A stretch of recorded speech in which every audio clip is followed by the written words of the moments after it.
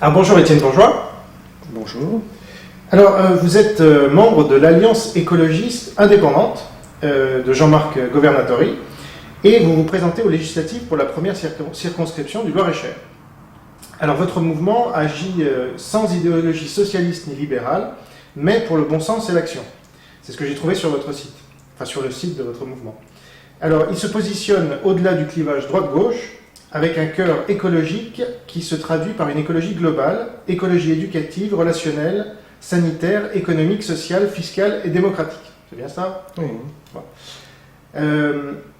Première question, que pensez-vous du député actuel Nicolas Perruchot? J'ai eu juste l'occasion de lui serrer la main une ou deux fois, donc j'ai pas d'a priori négatif sur lui. J'ai vu qu'il y a fort collage sur Blois, donc voilà, il y a des emplacements réservés, d'autres un peu plus sauvages, donc c'est le début de la campagne, donc ça s'annonce assez fort, même s'il y a eu la présidentielle, et que dans ce domaine, il y a eu pas mal de débauches de papier d'affichage, quoi. Et sur le fond de son discours? Ah, sur le fond de son discours, j'ai pas étudié encore vraiment pour un manque de documents sur ses propositions, son état d'esprit, en général, quoi. Je peux pas trop me prononcer. Enfin, il a été député 5 ans, donc vous avez vu un peu son activité? Non. Oui, j'ai suivi qu'il y a des choses qui ont avancé. Bon, ceci dit, je ne vais pas focaliser sur le député actuel. Si je me présente, c'est pour faire améliorer la situation et voilà. D'accord. Mais c'est a priori que vous voulez le remplacer, donc... non. Enfin, je vais dire. Oui, effectivement. Si j'avais l'occasion, oui, il y aurait des choses qui me tiendraient à cœur, évidemment, hein, sur la circonscription. Alors par exemple, qu'avez-vous pensé de son rapport sur le financement des syndicats? Il a été un peu connu pour cela. Financement par l'État des syndicats, qui a été enterré par l'UMP et l'EPS, et ce qui est une première historique sous la Ve République, alors qu'il démontrait que les syndicats sont financés à hauteur de 5 milliards d'euros. Oui, mais c'est symptomatique un petit peu de la situation en France et puis d'ailleurs, d'autres pays. On cherche surtout à s'accaparer et donc aussi donc un système de confrontation qui est très très nocif. Donc il faudrait passer à autre chose et puis justement au lieu de se concentrer sur de l'avoir, être un peu plus sur des choses qui sont de l'ordre de l'être. Hein. Les syndicats se battent beaucoup, oui, pour quelquefois logiquement, mais là on est en période de crise, donc ça remet pas mal de choses en question. Et donc si M. Perruchot a été diligenté pour faire des analyses dans ce domaine, c'est normal que on demande compte et puis qu'il puisse s'exprimer à ce sujet quand même. Je trouve ça logique. Quoi. Est-ce que votre parti est favorable au financement des syndicats ou plutôt défavorable par l'État? Bon, c'est une question très précise, très technique. Je ne vois pas le porte-parole d'une telle question. Ok, il n'y a pas forcément de réponse. En tout cas, vous, dans votre programme, vous demandez notamment, j'ai noté, la reconnaissance des médecines non conventionnelles. Qu'est-ce que vous entendez par là? Médecine non conventionnelle. Et puis, pourquoi leur reconnaissance? Elles ne sont pas reconnues? Je suis un petit peu comme tout Français. Hein, donc, quelquefois, vous avez les médecines traditionnelles qui vous indiquent d'autres médecins non conventionnés, mais reconnus par la médecine néanmoins. Et puis, bon, qui portent ses fruits. Bon, après, c'est sûr, il y a peut-être des charlatans, ça, peut-être, mais on voit bon nombre de médecins qui changent leur fusil d'épaule, hein, autour de moi. On va citer personne, mais on voit des praticiens, oui, qui en ont un petit peu marre de dispatcher des médicaments. On rechange des formules, quelquefois les médicaments ne sont même plus bons.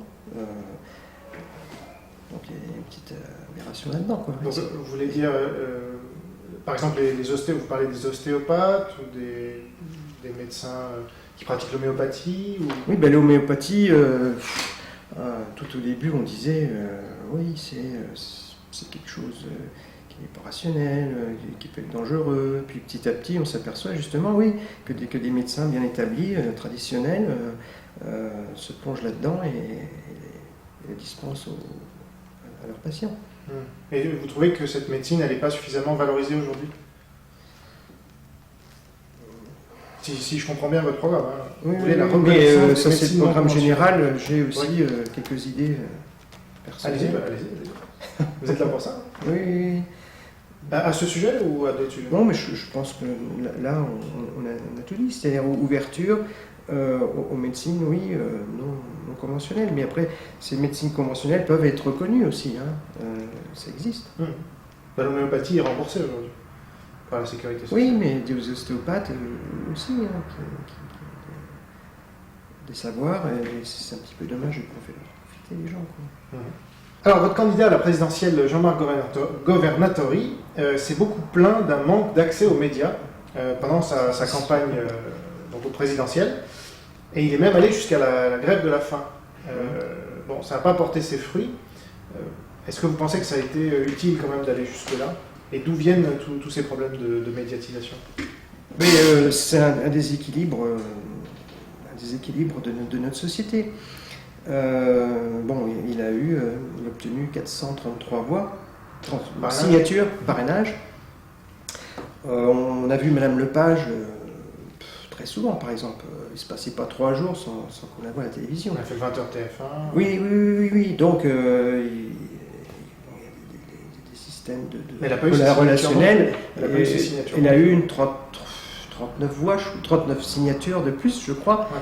Bon, par rapport à toute l'énergie qu'elle a pu démener, bon, je pense que si Jean-Marc avait eu ces possibilités, il n'a même pas une seule, quoi, même pas une. Il est passé sur France Info, moi, j'ai vu. Oui, mais pas un grand journal de 20 heures. Pas un grand journal. Ah oui, non, mais même. C'est une grande radio, même. Ouais, mais même. Mais bon, si on devait compter son temps de minutes, c'est epsilon par rapport au reste. Donc, si la démocratie digne de ce nom existait, il aurait eu ses signatures. De même, Antoine Wechter, pour les autres fois où j'étais candidat, qui était une composante de l'Alliance écologiste indépendante. Voilà. Mais alors, où est-ce qu'on doit mettre la limite après en termes de candidats? Parce qu'il y en a beaucoup. Qu'est-ce qui fait que Jean-Marc Governatori aurait dû avoir les parrainages, lui? On revendique quand même 112 000 sympathisants. C'est quelqu'un qui se démène, qui va sur le terrain. C'est quand même pas... D'autres aussi se démènent. Par exemple, Jacques Cheminade, lui, s'est dominé, a fait ce qu'il fallait pour avoir les signatures. A priori, il les a eues. Donc, c'est possible. Oui, mais bon, chacun a des créneaux différents. Que voulez-vous? Vous avez quand même... Il faut savoir quand même qu'il y a quand même 15 millions d'euros qui ont été attribués... qui ont été dépensés par Nicolas Sarkozy et M. Hollande. Donc il pouvait dépenser largement puisque il serait remboursé de toute façon de 10 millions d'euros. Donc il y a un gaspillage, bon, et on est en période de crise. Bon, alors sur la forme, on a évité peut-être le bling-bling, comme on dit familièrement, pour bien résumer, mais néanmoins, on n'a pas remis en cause encore, que je sache, le fonctionnement de nos institutions. Et alors pour vous, on n'est pas en démocratie? C'est pas qu'on n'est pas en démocratie. Sur le fond, sur la forme, on est en démocratie, mais sur la forme, on est en démocratie. Nous sommes en démocratie, mais pas sur le fond. Alors, est-ce qu'on peut rentrer dans le détail, pas justement? assez. Ouais. Pas assez. Oui. C'est-à-dire? Il n'y a pas de proportionnel. On a vu l'extrême droite pousser. Il y a quelques années, on a accordé un petit peu de proportionnel, et puis après, basta, quoi. On est revenu à rien, quoi. À zéro, quoi. Et donc, vous pensez que ça réglerait le problème de la démocratie en France, d'avoir la proportionnelle? Alors, je pense, oui, oui, oui, oui, oui. Il ne s'agit pas non plus de faire que la politique soit synonyme de métier, comme on entend. C'est vraiment rasoir, ça. Par exemple, vous, c'est quoi votre métier? Moi, je travaille à la DDT 41. D'accord. Voilà. Ouais. Vous êtes fonctionnaire? Oui. Fonctionnaire du territoire. Et alors donc, il y a quand même beaucoup d'éléments qui font croire qu'effectivement, on n'est pas en démocratie. On a parlé des médias, on a parlé de la représentation à l'Assemblée nationale. Il y a aussi des pouvoirs qui sont transférés à l'Union européenne. Il y a une présélection des candidats aux législatives, justement, qui ne sont pas ceux forcément que le peuple a envie d'élire. Je ne parle pas dans les plus petits partis, comme le vôtre, mais dans les plus grands. Et donc, est-ce que selon vous, par exemple, là la gauche vient de gagner l'Élysée. Il y a des chances qu'elle gagne les législatives, donc elle aura, alors j'avais noté, l'Assemblée nationale, le Sénat, la plupart des régions, l'école, la magistrature et l'Élysée. Donc, est-ce qu'on serait encore en démocratie dans ce cas-là? Non, mais on peut être en démocratie. Bon, on peut pas dire qu'on n'est pas en démocratie non plus, mais cette démocratie est axée sur un fonctionnement majoritaire qui interdit toute discussion autour de choses plus humaines, plus, je répète, on privilégie l'avoir sur l'être. Hein?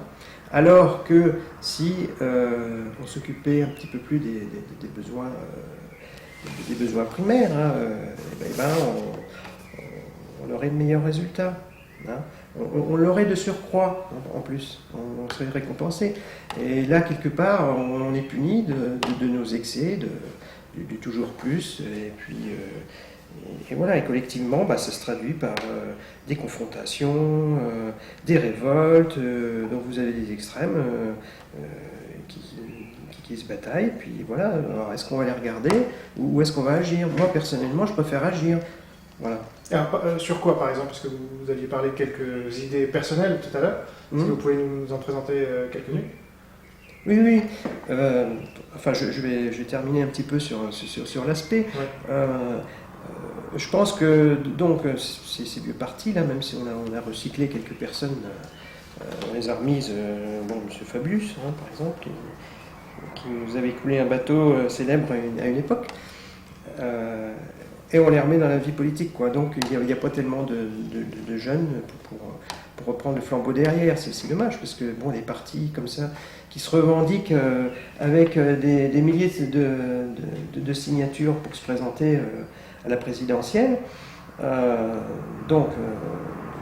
Sarkozy et M. Hollande et M. Bayrou n'ont même pas voulu rendre public le nombre de signatures. Donc ils ont eu plus de 500, c'est normal, mais de l'avoir honte de ne pas les divulguer, bon. Enfin, dans un premier temps, à ma connaissance, je ne regarde pas toujours Internet pour ça, mais ça dénote quand même qu'il y a une différence, pas qu'entre les très riches et les plus pauvres, il y a aussi un déficit démocratique évident. Ouais. Voilà. Donc, il y a des valeurs plus spirituelles, disons, que moi je suis quelqu'un qui va à la messe, je suis croyant pratiquant. Et je pense qu'il faut... on a un héritage, on a reçu l'amour en héritage, c'est pas que des biens matériels, et il faut en tenir compte, il faut être ouvert aux autres, et puis cette vie-là, elle est sur une planète, il faut la protéger, il faut l'aimer, donc une planète qui est... où habite la vie végétale, la vie animale. Donc il faut en tenir compte. En plus, ça nous récompense bien. Moi qui fais du jardinage, si vous êtes dans le bio, que vous ne tuez pas toutes les petites bestioles, elles vous le rendent, croyez-moi. Voilà. Alors, on parlait un peu d'argent, et de l'interview de France Info qu'avait accordé le président de votre parti, M. Governatori. Oui. C'était le 29 février 2012. Et alors, il a déclaré, lors de cette interview, qu'il voulait taxer à 90% les revenus excédant 300 000 euros. Ce qui fait de Hollande un ultra-libéral, quoi, avec sa mesure à 75% sur les revenus de plus d'1 million d'euros. Et alors, le pire, c'est que cette mesure aurait mené à l'autospoliation de M. Governatori lui-même, puisque, si j'ai bien compris, il fait partie des 500 plus grandes fortunes de France.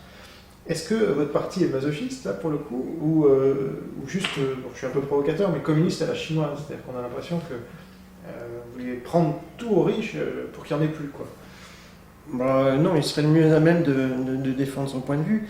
Ce qu'il y a de sûr, c'est qu'il faut en effet séparer la banque, la banque qui prête aux gens Ouais.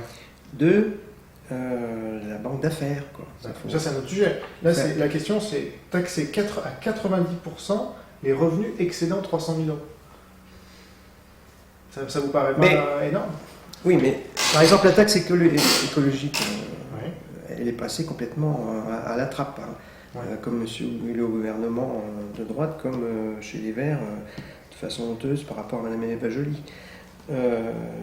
Donc, si vous voulez, le tout, c'est de savoir cet argent où il va.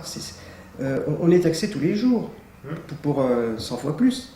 Le tout, c'est de savoir à quoi on l'attribue. C'est ça la vraie question, quoi. Ouais. C'est pas le niveau quand même d'imposition? Parce qu'en France, vous savez, on est, le poids de l'État dans le PIB, c'est 57%. J'imagine que vous connaissez ces chiffres, donc ça vous paraît pas excessif? On peut aller encore plus loin? Parce que apparemment, Oui, mais regardez, on a donné... on condamne souvent M. Sarkozy, à fond, c'est une critique perpétuelle. Bon. Mais il faut quand même bien reconnaître qu'il est intervenu avant la crise. Et il y a toute une culture qui n'est pas la nôtre pour bon nombre de Français, hein, mais il est intervenu avant la crise. Donc, pour lui, qu'il a aussi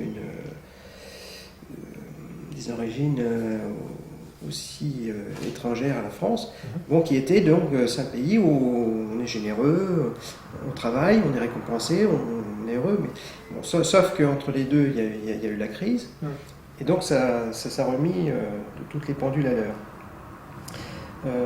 Donc l'argent public, là, il faut le revoir. Et à une époque, on a dit, oui, la Grèce, elle commence à tousser. Bon, elle commence à tousser. Donc, on va l'aider, Mais ne vous inquiétez pas, on va le récupérer, parce que bon, on caresse toujours quand même un peu le dos des Français sur l'avoir. Moins net, mais l'avoir. Et donc, on s'aperçoit actuellement qu'on risque finalement de tout perdre, quoi. Donc, les dépenses publiques, qui les fait faudrait voir. Donc, et là, cet argent, en comparaison, elle est quand même d'une valeur énorme, quoi. Bon. Donc, ma dernière question, c'était, puisque vous avez répondu sur la proportionnelle, j'avais une question sur la proportionnelle. Allez-y. On sait que les petits partis vont aux législatives, parce qu'ils cherchent une source de financement. Public. Est-ce que, c'est votre cas, le cas de votre parti, j'imagine que... Oui, parce que moi je touche à rien. Voilà. Mais votre parti, c'est-à-dire, va toucher pour chaque voix, je crois, 1,50 €, oui, un truc comme ça, oui, par an. Oui. Ce qui fait 10 €. C'est par an, oui, je sais. Ouais. Bon. Donc, est-ce que ça biaise pas le rapport d'indépendance des partis vis-à-vis de l'État, puisque l'État les finance? Mais vous avez plein de... Même si on dit que ça a été assaini et tout, mais vous avez des financements autres, je ne vais pas dire occultes, mais... attendez, la question c'est sur le financement des partis. Oui. Donc, et le rapport, si l'État finance les partis, est-ce que les partis peuvent être indépendants de l'État en disant ce qu'ils pensent sur... Écoutez, là je me suis exprimé de façon libre et sincère. Non, je vois pas... Vous, sans doute, mais c'est pas vous qui dirigez le parti, c'est M. Governatori qui va toucher l'argent pour le parti et qui après va le redistribuer. Alors, je ne sais pas si ça sera de grosses sommes, mais sur le principe, disons. Ça voudrait dire qu'on a eu beaucoup de voix, donc ça serait sympathique. Ouais. Mais le principe vous paraît pas choquant, quoi. Que l'État finance les partis comme l'État finance les syndicats, finalement. C'est la même question. Et non, mais parce que ça met un regard dans la vie publique, tout de même. Sinon, c'est la foire d'empoigne. Alors déjà, c'est un petit peu le cas, mais à ce moment-là... Les partis peuvent être financés par les militants, les sympathisants, puisque vous en Oui, revendiquez aussi. 120 000. Ah, mais oui. Ah non, Ou 112 oui, 000. ça, il y a 112 000 sympathisants, oui. Ça fait beaucoup d'argent, ça, théoriquement. Non, mais sympathisants, c'est pas des gens qui... Je sais pas, s'ils soutiennent, c'est... Oui, non, mais moi, je vais pas vous donner des détails que je connais pas. Donc je sais pas. Mais vous ne trouvez pas que ça serait plus sain si seulement les personnes qui soutiennent votre parti le financent? Mais en ce moment-là, on revient au problème Perruchot et le financement des syndicats. Exactement. Oui, je veux dire. Mais ça ne me gêne pas comme de payer des impôts. Moi, je veux bien payer des impôts. Le tout, c'est à quoi ça sert. Encore une fois de plus. Hein. Si c'est pour la machine économique qui finalement, on est puni au bout et puis on s'aperçoit que non, les Chinois nous dépassent, on ne peut pas... voilà, des personnes âgées qui se retrouvent, il faut économiser sur leur vie, couper du monde, du monde vivant. Ça ne peut pas convenir. Donc il faut quand même repenser en profondeur à tout ça, et aussi que ça soit reversé pour une industrie performante de notre siècle, hein, point de vue énergie, point de vue ingénierie. La France était quand même à la pointe de l'ingénierie. On perd là-dessus, c'est pas normal. Par l'ingénierie, vous voulez dire quoi exactement? C'est pas le nucléaire, j'imagine. Parce que là, la France est première mondiale. Mais pourquoi pas le nucléaire? Ah oui? Pourquoi est-ce que... Là, je considère que le nucléaire n'est pas au point, il n'y a jamais été complètement comme il faut. Non, donc... Quelle est la position de l'Alliance écologiste indépendante sur le nucléaire, par exemple? Il faut sortir du nucléaire. Ah, bon. Donc, oui, non, mais le problème, c'est qu'il faut vraiment taper le poing sur la table, pacifiquement, mais pour arriver à voir un petit peu, quoi, comme cette centrale de Fessenheim, là, c'est une aberration de laisser continuer. Bien sûr, on ne peut pas s'arrêter du jour au lendemain, ça, c'est évident, mais au moins qu'il y ait un signe minimum, quoi. Voilà. Pas que pour faire plaisir, pas que pour faire rentrer Madame telle pour au gouvernement. C'est pas ça la question. La question c'est il y a eu Fukushima quand même. Qu'est-ce qu'on fait? Est-ce qu'on continue à vendre des centrales n'importe comment, tout ça pour que les gens ils aient des subsides, puis qu'ils soient chez eux pour ne rien dire, ne pas gendarmer, et puis voilà. Voilà, les enjeux, c'est une nourriture saine, promouvoir l'agriculture de qualité, biologique le plus possible, parce qu'elle est encore faible, hein, de ce niveau-là, faire des jeunes qui font une activité aussi dans ce domaine-là, et même dans l'énergie. Hein. Vous avez une association Négawatt, par exemple, c'est quand même des gens très savants, grosses têtes, hein, qui ne perdent pas de temps dans des débats, ils sont cooptés un petit peu, mais on peut voir le résultat de leurs travaux, hein, qui fait que l'agriculture, si on veut, avec le méthane et autres, on peut arriver à des évolutions dans le domaine énergétique. Très bien. Ça sera une excellente conclusion. Vous vouliez rajouter quelque chose? J'aurai encore beaucoup de choses, hein, sur les déchets, par exemple, point de vue justement, être à la pointe de la technique, on pourrait faire des produits 100% recyclables. Hein. Et après, vous verriez les autres pays du monde s'intéresser un peu plus à nos produits. Très bien. Voilà. Ça sera la conclusion? Oui, on va essayer de garder un temps de parole équitable entre les différents candidats qui sont par avance, je pourrais remercier, par exemple, pour illustrer les propos du départ, je pourrais remercier à l'avance les gens qui votent pour des écologistes qui sont à la pointe de l'écologie et de la demande écologiste. Parce que nous avons, c'est sûr, droite et de gauche, surtout à gauche à l'état actuel, des gens qui sont en va-et-vient, qui sont un petit peu enclenché. Bon, on considère que nous, on est plus à la pointe. Mm. Mais l'élection passée, il n'y a plus aucun média Mm. qui vous accorde la moindre parole. Donc il n'y a même pas possibilité de remercier ses électeurs. Ouais. Il leur adressait quelque chose, quoi. Donc je remercie D'avance. à vous, Ouais. à votre média qui permet à chacun de s'exprimer avec son cœur, ses envies. Et voilà. Tout à fait. On est là pour défendre la liberté d'expression, notamment de ceux qui n'ont jamais la parole. Voilà. Oui, oui. Enfin, Pas- jamais moins souvent. ou pas assez par Pas rapport et surtout aux enjeux qui ont été dits, expliqués il y a de fort nombreuses années et puis qu'ils n'ont pas été écoutés complètement. Est-ce qu'on pourra vous inviter à nouveau pour un débat, cette fois avec peut-être un autre candidat ou quelqu'un d'une tendance différente. Bon, Vous oui, êtes ouvert? oui, pas de problème. Très bien. Étienne Bourgeois, merci. Eh ben, merci à vous.